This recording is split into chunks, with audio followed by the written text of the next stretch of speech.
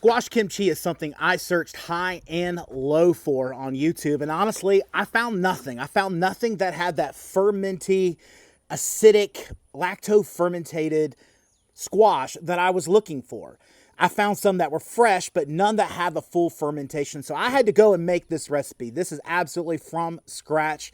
This is squash chi.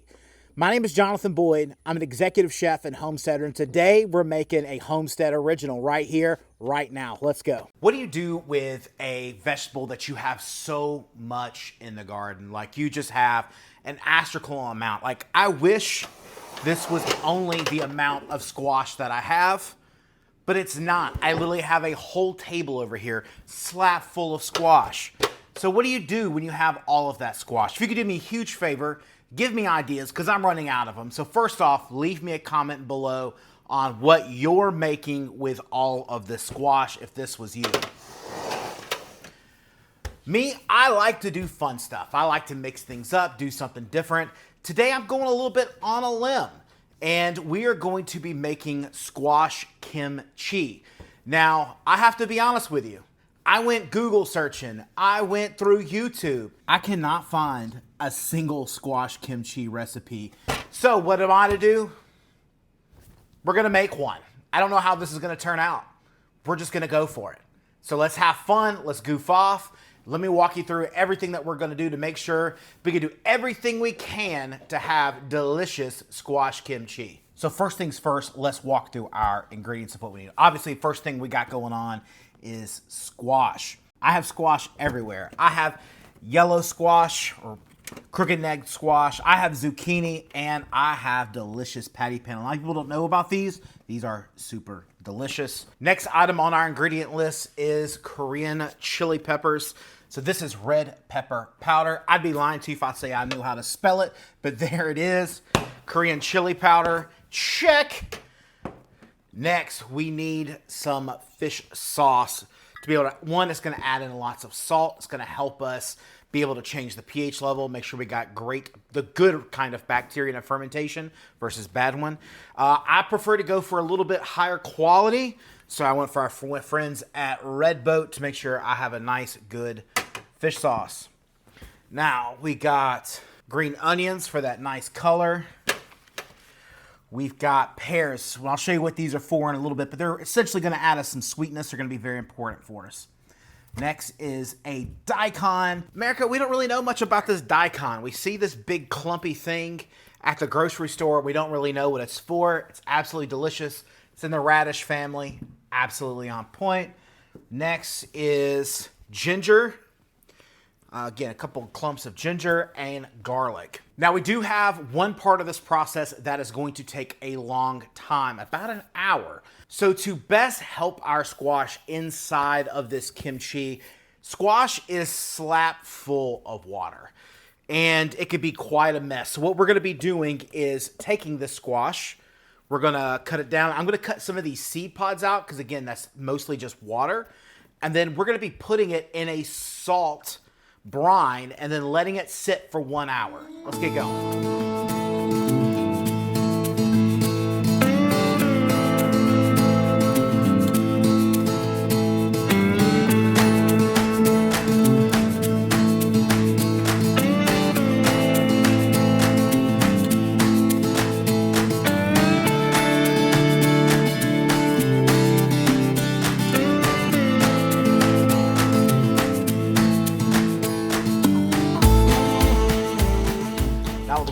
Squash. Now we need to get a lot of this water out. So how do we do that? We're gonna add in some good old-fashioned kosher salt. Just let it sit. We're gonna mix it up. We're gonna let it sit for 1 whole hour.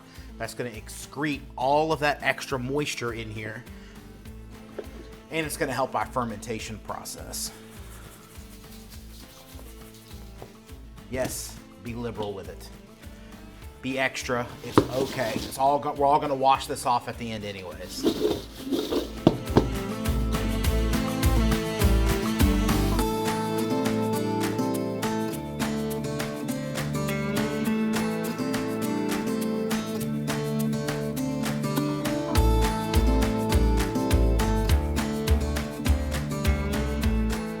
So now that we got all this mise en place made,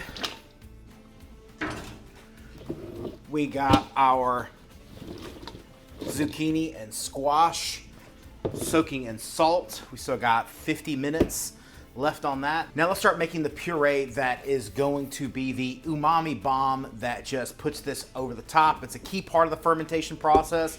It's also a key part of the flavor. So we're gonna start with some Japanese pears. We're gonna give them a quick peel.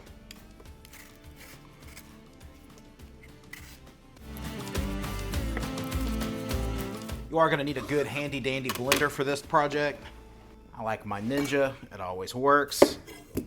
All right, we're just gonna kind of core this up. Next is our garlic.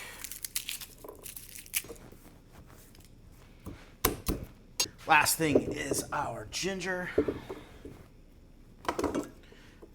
Now this has got a lot of fibrous material in it. I am gonna give it a little bit of a chop before it goes in, just so we can break all that fibrous material down.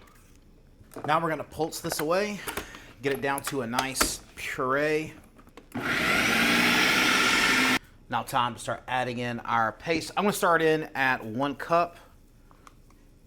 Again, you can add more just to kind of bump up your heat. Last thing to add in this paste is fish sauce. Now fish sauce is literally fermented fish.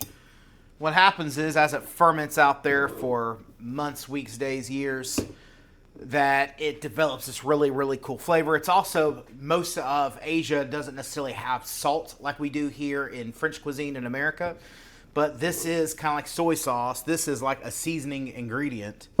So we don't want to go too buck wild with this. So I'm going to start at, we'll start with a 1/2 cup. Let's just see how the consistency looks.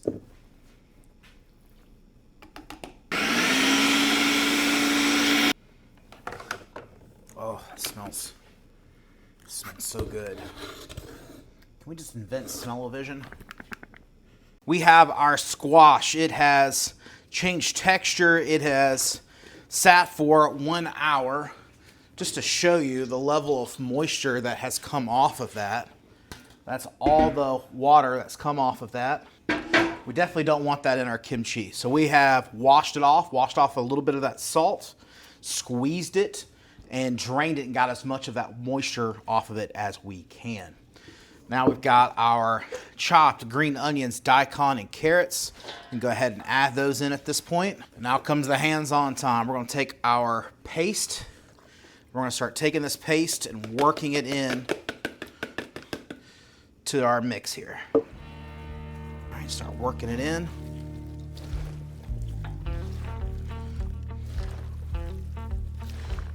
Let's start stacking in our jar here. So we're gonna start kind of taking it by the handfuls, just kind of adding it in. We want to make sure that we're pressing it down in there. We really don't want any air bubbles down below. All right, let's give it a clean up. We definitely got a certified mess going on.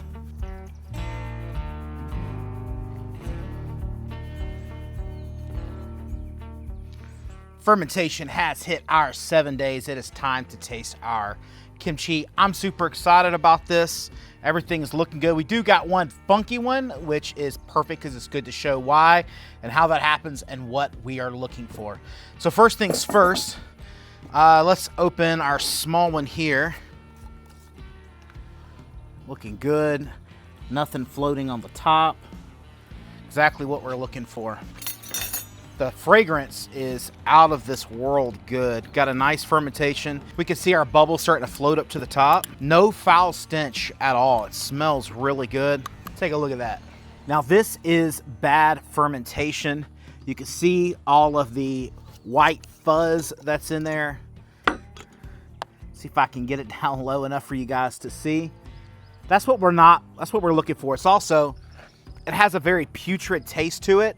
Like sour food. There's a very big difference between good pickles and that lacto-fermentation that happens and this style yeast in action.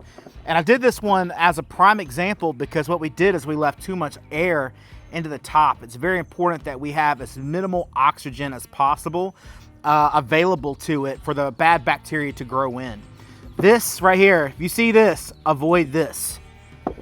This This is exactly what we're looking for. Now it's time for the moment of truth. That is so good. Spicy, zesty. Got that acid from that natural fermentation that's happened here. That's obviously very good for your stomach. Super healthy. This might be my new favorite summer thing right here. Daikon is crispy. The squash still has a little bit of chew. I was worried that the squash would be completely mush by this point, but it still has plenty of chew, plenty of bite. The spice level has really grown. Like when we first tasted it raw last week, it honestly wasn't spicy enough. I was worried we weren't gonna hit the mark, but this is absolutely perfect. It's got a great heat.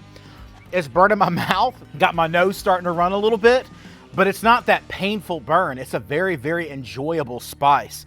And that fermentation kind of adds a little bit to that kick that just kind of puckers like the very back of your cheeks. Really, really good. Now, I'm not just gonna leave you just with the raw. Let's make one of my favorite things to make with this. First, we're gonna start with a super hot wok. I like to pour it around, let it go into the center, add in our egg, fry, fry, fry, fry, fry. Green onions, a little garlic. And obviously the key to this, pre-cooked rice, cooked yesterday. I like to use a little bit of chili crisp oil, add in our kimchi. Key is to keep the pot hot. Don't add anything in until the pot has gotten back up to heat. Soy sauce. Then a touch more green onions for good measure. All right, let's give it a taste.